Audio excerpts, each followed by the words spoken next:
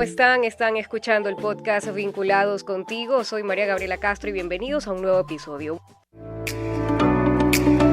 El Vicerrectorado de Vinculación y UCSG Radio presentan Vinculados Contigo, un espacio en el que difundimos los proyectos de la UCSG con la comunidad, junto a María Gabriela Castro.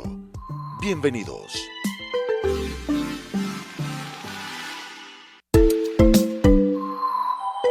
Bueno, hoy vamos a hablar sobre educación y es que la manera en que aprendemos ya no es la misma.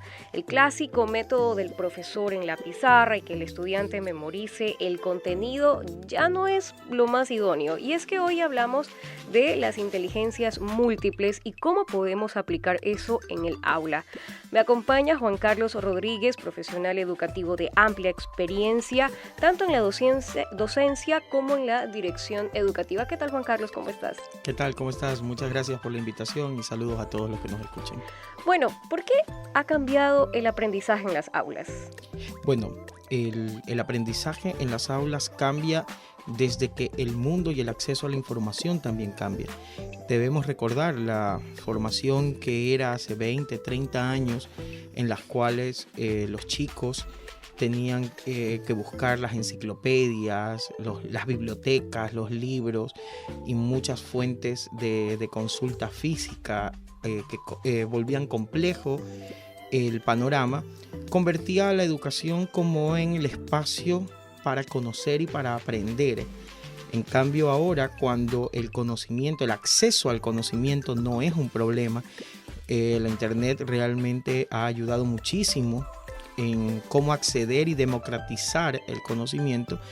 La clave de la escuela, la clave de la formación ya no es ese conocimiento, sino otro tipo de factores que vienen justamente con el complemento idóneo para aquello. Partimos de entender qué debe hacer el joven, el niño, con la información a la que accede, cómo puede discriminar esa información. Y ahí comienza a existir formas y esquemas de acuerdo a sus habilidades. Y las inteligencias múltiples y el entender que no todos tenemos las mismas habilidades y las mismas capacidades son las que como docentes debemos ir explotando en cada uno de nuestros estudiantes.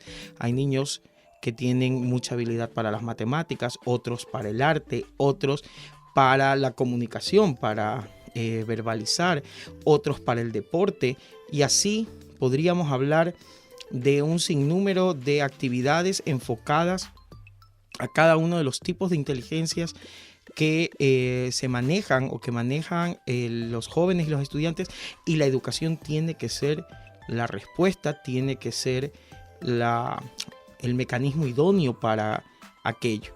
Por eso también es clave que el rol del docente cambia. Ya no es un docente protagonista, dueño de la verdad y del conocimiento, sino que el estudiante es el protagonista, el estudiante es el que brilla. ¿Por qué? Porque es el que produce y el que genera. Ahora, ¿los docentes están preparados para enseñar con base a las inteligencias múltiples de sus estudiantes? Es un trabajo que hay que generarlo de manera sostenida.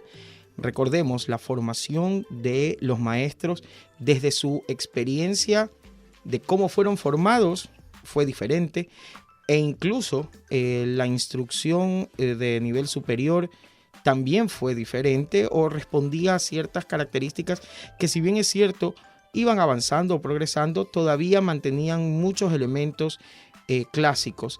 De ahí el por qué la actualización, la capacitación, la educación continua de los docentes es clave, así como también la formación y actualización a través de posgrados. No solamente por el hecho de una titulación, sino actualizar justamente estas técnicas, herramientas y mecanismos justamente para atender a una generación que es totalmente diferente a las generaciones que durante muchísimos años fueron formadas y educadas en las redes sociales. suele difundirse con mucha vehemencia el cómo era un auto hace 100 años, cómo es un auto ahora, cómo era una máquina de escribir hace 100 años, cómo es ahora, cómo era una computadora hace 100 años, cómo era ahora, y cómo era un aula hace 100 años, y cómo todavía hay aulas al día de hoy, 100 años después. Esos paradigmas hay que romper. Han pasado los años, han pasado las generaciones y todo tiene que ir evolucionando y cambiando hacia esta realidad diferente que es fundamental y clave entenderla, manejarla, que la herramienta, la información, el internet, el acceso al internet sea un pretexto para poder trabajar mucho más profundo con los jóvenes. Discriminación en el sentido no del aspecto negativo. No del aspecto negativo, sino de la información, de cómo manejar la información de manera adecuada, de cómo indagar correctamente, discernir entre información válida e inválida, contrastar fuentes, todos esos factores, citar lo complejo que se vuelve a veces para los chicos, sí. Porque es importante la referencia de todo este proceso, pero eso es algo que se construye, se trabaja y que se tiene que trabajar desde las escuelas. Ahora, de manera puntual, con un ejemplo, ¿cómo se pueden aplicar las inteligencias múltiples en el aula? El programa, el entender la inclusión, no solamente como el tema de necesidades educativas especiales asociadas o no a una discapacidad, sino precisamente en entender que todos los estudiantes, así como los dedos de la mano son distintos, todos los estudiantes aprenden de distinta forma y esa es nuestra labor ya como docentes. Es decir, si yo puedo detectar que tengo estudiantes que son muy buenos en el tema del desarrollo plástico o para hacer maquetas, dibujos, etcétera. Bueno, a través de este tipo de actividades, a través de este tipo de herramientas, presentarles casos para que ellos demuestren lectura, demuestren validación de conocimientos, pero poniendo en práctica lo que hacen.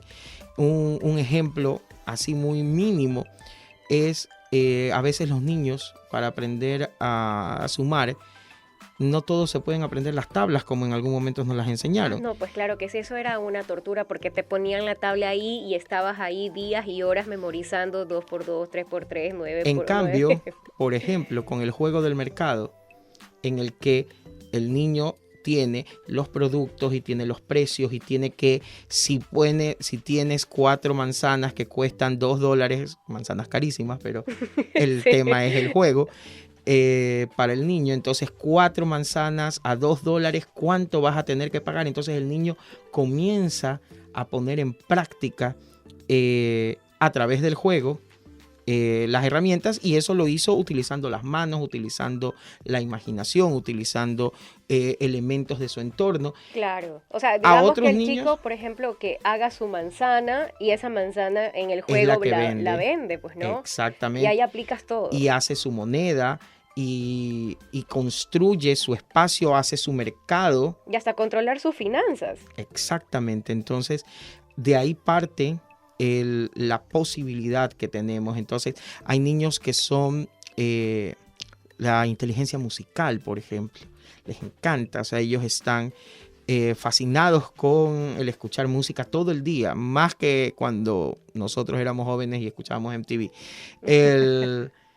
Pero, por ejemplo, hay mucho contenido musical que tiene figuras literarias o que tiene elementos o factores históricos o que se puede comparar en algún momento en un taller de clase de literatura, comparar la historia de Penélope de las obras de Homero con la canción Penélope de Diego Torres.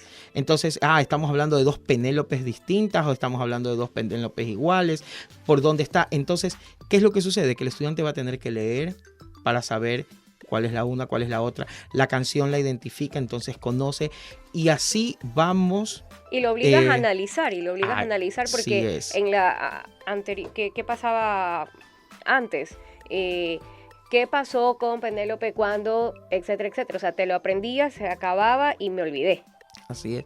O la típica pregunta, ¿de qué trata la Ilíada? Y nos poníamos a contar la guerra entre griegos y troyanos, pero era sobre la cólera de Aquiles y estaba en la primera línea. Entonces, o sea, ¿qué pasó aquí? Y hay una serie de factores. Eso es una realidad que no puede ser parte del día a día en las aulas de clase, porque estamos ante una generación que tiene mucho acceso a la información y que nosotros como maestros tenemos que dar las herramientas para que esa información sea canalizada de la mejor manera posible. Para concluir, Juan Carlos, una o dos recomendaciones básicas para los profesores y que puedan aplicar esas inteligencias múltiples, porque sin duda estamos hablando ya de una transformación. La manera de enseñar y de aprender ya no es la misma. Entender que la evaluación no es un suceso, sino que la evaluación es un proceso. Nosotros estuvimos muy acostumbrados durante muchísimos años a que la evaluación era el examen, era la lección, era la nota, era el supletorio, era el remedial o la pérdida de año. Cuando debemos entender, debemos canalizar a que la evaluación es un proceso, no es un suceso, no es un examen, no es una prueba. Es un proceso, es un conjunto de factores, es un conjunto de actividades, es un conjunto de elementos que me permiten a mí, como maestro, ver y evidenciar que los niños están aprendiendo significativamente, es decir, que están aprendiendo de manera global e integral. Y eso es un cambio total de nuestra estructura y nuestra mentalidad. No solo pensar que el examen es el que va a dar la respuesta, sino todos estos otros elementos, todos estos otros factores que permiten y aportan a el aprendizaje significativo de los chicos. Perfecto, Juan Carlos, muchísimas gracias por todas tus recomendaciones. No, muchísimas gracias por la oportunidad, un gusto estar aquí y acompañarlos. Muchísimas gracias. Recuerden que pueden escuchar este podcast en nuestras redes sociales, @UCSGGIE, @UCSGvinculación y @UCSG Radio. Y por supuesto en la cuenta de Spotify de UCSG Radio. Recuerda que estamos vinculados contigo. Soy María Gabriela Castro. Hasta la próxima.